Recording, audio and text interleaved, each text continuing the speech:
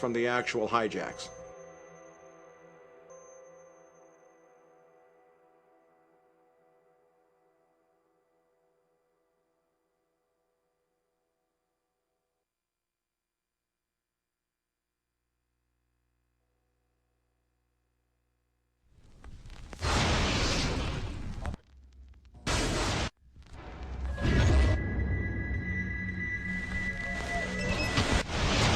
Page 172. The U.S. government has not been able to determine the origin of the money used for the 9/11 attacks. Ultimately, the question is of little practical significance. The American authorities have not managed to trace the source of the funding, and then the most amazingly disingenuous statement, ultimately, is it of little consequence. It is of massive consequence. Doesn't it matter who paid for 9/11? The collapse of Building 7 has been recognized as especially difficult to explain. The 9/11 Commission report implicitly admitted that it could not explain the collapse of this building by not even mentioning it. President, why are you and the Vice President insisting on appearing together before the 9/11 Commission? Because the 9/11 Commission wants to ask us questions. That's why we're meeting, and I look forward to meeting with them and answering their questions. Why you're appearing together rather than separately, which was their request? Because it's a good chance for both of us to answer questions that the 9/11 Commission is looking forward to asking us, and I'm looking forward to answering them. Let's see. Do you think they should be able to stand up and speak their own words? They should go under oath. They should be, yeah, in public.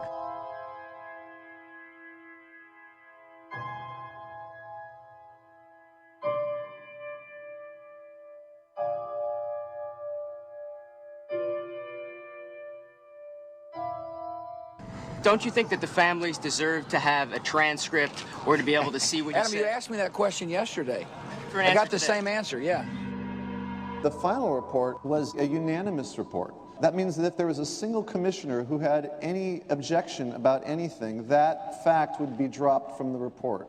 We have found out that he not only served on the transition team of the Bush administration, that he was a person who wrote a draft memo for the setup of the Bush administration's National Security Council, that he was an individual who wrote the preemptive war strategy that was eventually used for the war in Iraq, that he is a close friend of Condoleezza Rice's. We want him to resign. There is literally nothing in the 9/11 report that the Bush administration did not approve of. We can understand, therefore, why the Commission, under Zelikow's leadership, would have ignored all the evidence that would point to the truth, that 9/11 was a false flag operation intended to authorize the doctrines and funds needed for a new level of imperial mobilization.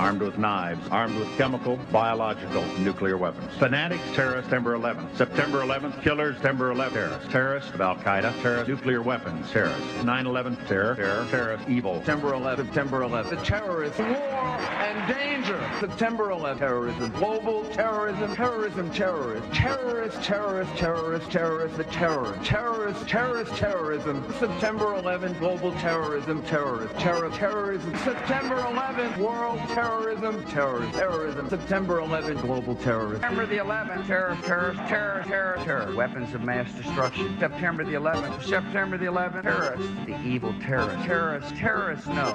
Terrorism. The words are hypnotically repeated. Terrorism, terrorist, terrorist threat, and of course, believed to be linked to Al-Qaeda. But it's the so-called war on terrorism that's in our faces practically 24/7 as the inescapable focus of our existence. One day, our grandchildren will look back on this time and ask, how was the war on terror won? The entire U.S. ruling class, ruling elite, comes to see terrorism as the preferred means, indeed the only means, to provide social cohesion, to provide an enemy image for the society to keep it together. According to neocon theory from Carl Schmitt, you have to have an enemy image in order to have a society. It's a very dangerous thing, because now it means that the entire social order, the political parties, intellectual life, politics in general, all based on a monstrous myth. Monstrous myth.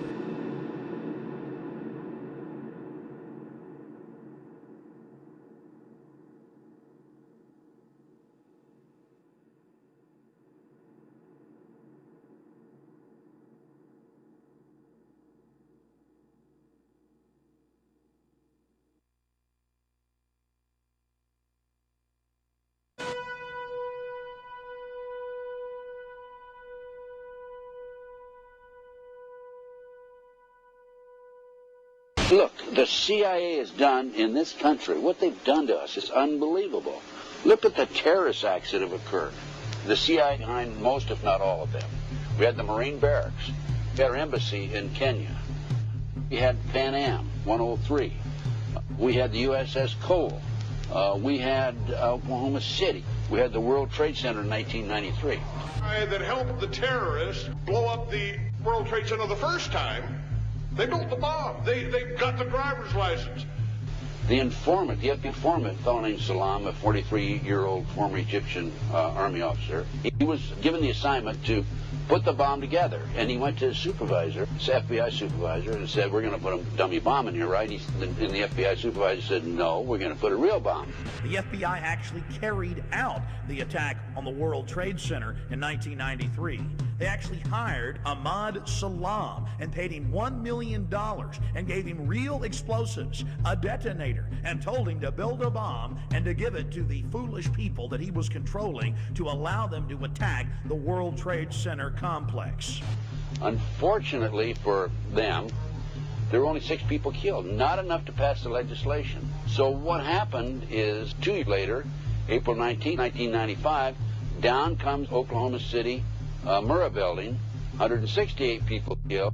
1 year later, the anti-terrorism legislation that takes away many of our constitutional rights and civil liberties is passed.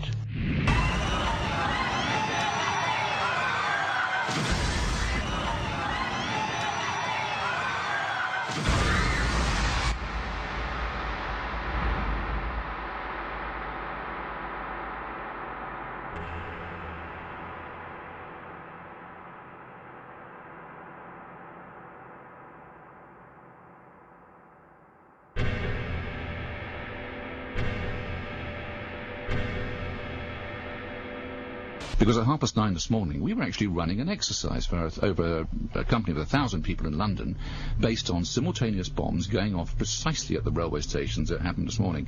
So I still have the hairs on the back of my neck standing upright. To get this quite straight, you were running an exercise to see how you would cope with this, and it happened while you were running the exercise? Precisely.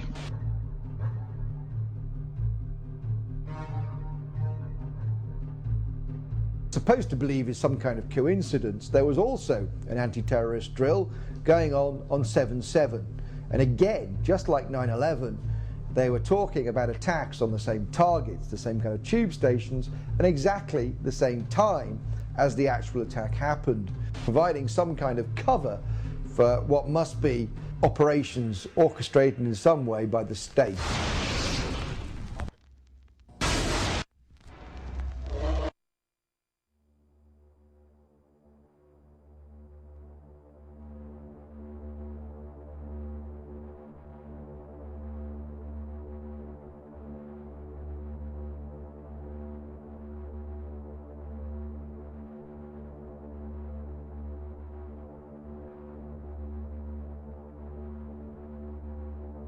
I am absolutely appalled at how much people in this country do not think.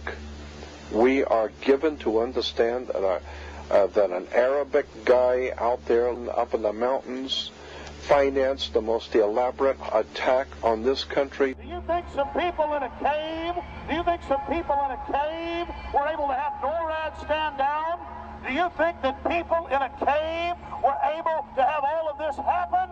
And when I think about how many Americans were killed in New York City and believing as I do that this thing was a setup job. This is a textbook operation that Nazis used, and they've used it over and over again. America has been suckered in one more time.